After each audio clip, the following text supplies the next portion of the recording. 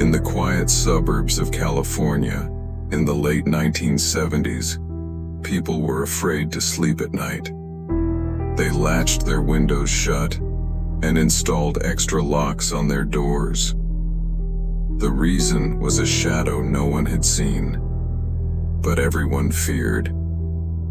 He would stalk his victims for weeks, learning their routines before breaking into their homes at night wearing a mask.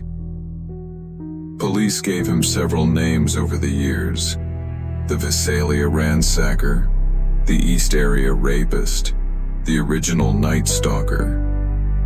But he would go down in history under a different name, the Golden State Killer.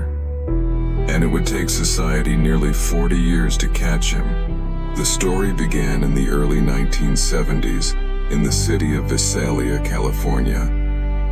At the time, no one realized these crimes were connected. Joseph James DeAngelo, the future killer, was working as a police officer during those years. In September 1975, while still serving on the force, he shot and killed a college professor in front of the man's daughter at their home in Visalia. It was the beginning of a violent path that would continue for the next decade. Between 1976 and 1979, in Sacramento County, DeAngelo broke into dozens of homes and committed more than 30 rapes. He chose his victims through surveillance, learning their daily routines before attacking them at night. In February 1978, his crimes escalated. He committed his first known murder, shooting a married couple as they walked their dog. From 1979 to 1986, he moved into Southern California. There, his crimes became the bloodiest yet. At least 10 people were killed. His last known victim was an 18-year-old girl killed in May 1986. After that, silence. The attacks stopped. The case went cold. For decades, these crimes were treated as unrelated, isolated incidents. Everything changed in 2001, when DNA testing proved that the East Area rapist and the original Night Stalker were the same person. In 2016, the FBI made a public appeal, offering a $50,000 reward for information leading to the killer's identification. Around the same time, true crime writer Michelle McNamara began investigating the case and gave it the name that stuck, the Golden State Killer. But she never finished her book. McNamara died before it was published in 2018. It was released posthumously. Then in 2018, everything changed. Investigators turned to a new method: investigative genetic genealogy.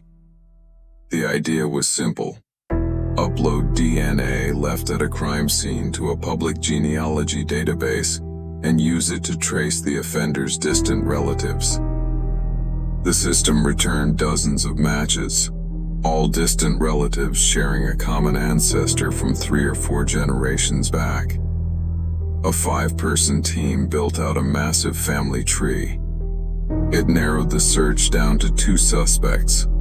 One was ruled out through a relative's DNA test. Only one name remained: Joseph DeAngelo. DeAngelo, a former police officer, an ordinary retiree, lived in the quiet suburb of Citrus Heights. Neighbors knew him as an odd, short-tempered but harmless old man. Investigators secretly collected a DNA sample from items he had thrown in his trash. He never noticed. It was a perfect match.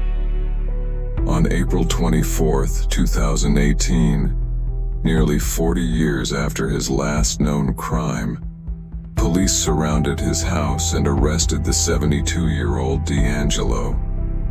He became the first person ever arrested through investigative genetic genealogy, a case that would go on to help solve hundreds of other cold cases in the years that followed.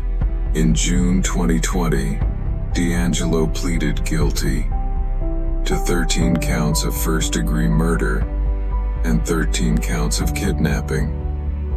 He also admitted to more than 60 additional crimes, though the statute of limitations had already expired on most of them. During the proceedings, dozens of victims and family members sat in the courtroom, facing him directly. Some had waited nearly 45 years for that moment.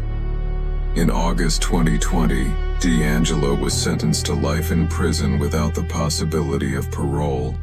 This story isn't just about catching one criminal. It's about how science can bring even the oldest, darkest secrets into the light.